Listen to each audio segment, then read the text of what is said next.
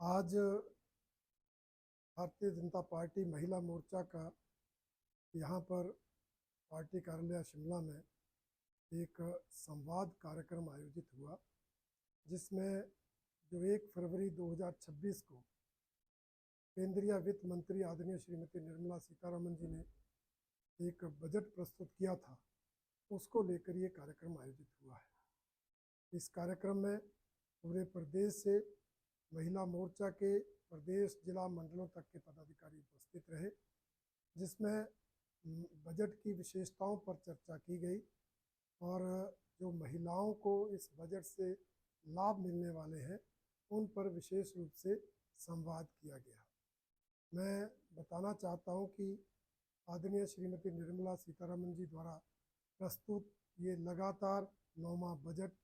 इस देश को विकसित और आत्मनिर्भर भारत बनाने के लिए संकल्पबद्ध है और इस बजट से भारत की जो आर्थिक तेजी है उसमें गति आएगी और जो वर्तमान में भारतवर्ष दुनिया की चौथी आर्थिक शक्ति है वो आने वाले समय में तीसरे स्थान पर भारत पहुंच जाएगा। ये इस बजट की विशेषता है। ये बजट सुधारवादी बजट है, भारत को आत्मनिर्भर बनाने वाला बजट है। इसलिए चाहे रक्षा क्षेत्र की बात हो, चाहे मैन्युफैक्चरिंग सेक्टर की बात हो, अधिक बजट का प्रावधान करके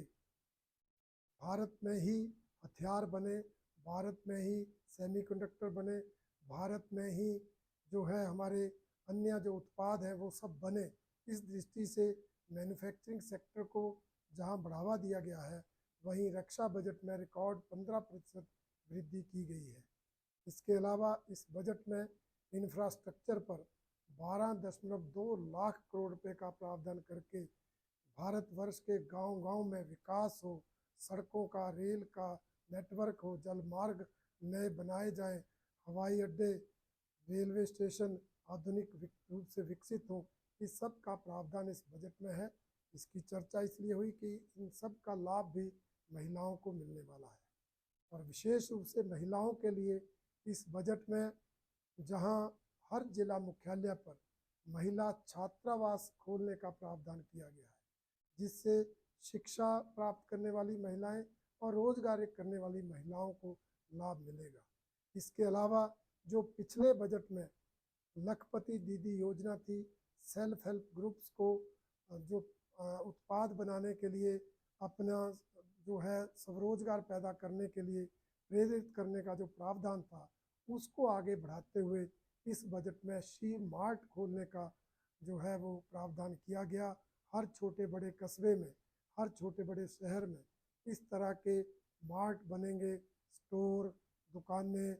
ताकि जो प्रोडक्ट सेल्फ हेल्प ग्रुप बनाएंगे उनकी मार्केटिंग हो सके। इसके अलावा भी जो पहले से महिलाओं को योजनाएं चल रही है, चाहे वो उज्ज्वला योजना है, चाहे वो मातृशक्ति योजना है, चाहे वो बेटी बचाओ बेटी पढ़ाओ योजना है, चाहे अनेक अन्य योजनाएं, सबको इस बजट में जो है आगे जारी रखने का प्रावधान किया गया है। इसके अलावा जो किसानों को KYC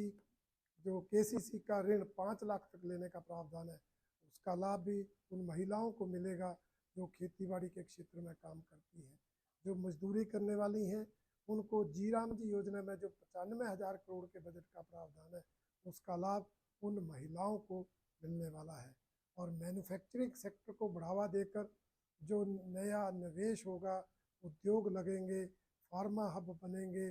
केमिकल पार्क्स बनेंगे, टेक्सटाइल हब बनेंगे। इस तरह मैन्युफैक्चरिंग सेक्टर को बढ़ावा देके हमारी युवा महिलाओं को भी रोजगार के अवसर बढ़ाने का काम इस बजट में किया गया है। इसलिए कुल मिलाकर ये बजट जहां देश हित में है, वहीं जनहित में है और महिलाओं के लिए इसमें विशेष तरह की अनेक लाभ देने वाली योजनाएं हैं। और इस जो विजनरी बजट है, जो इस देश को आत्मनिर्भर और विकसित भारत बनाने के आदरणीय प्रधानमंत्री जी के लक्ष्य को पूरा करने का बजट जो निर्मला सीतारमन जी ने प्रस्तुत किया है, उसके लिए हिमाचल महिला मोर्चा उनका बहुत बहुत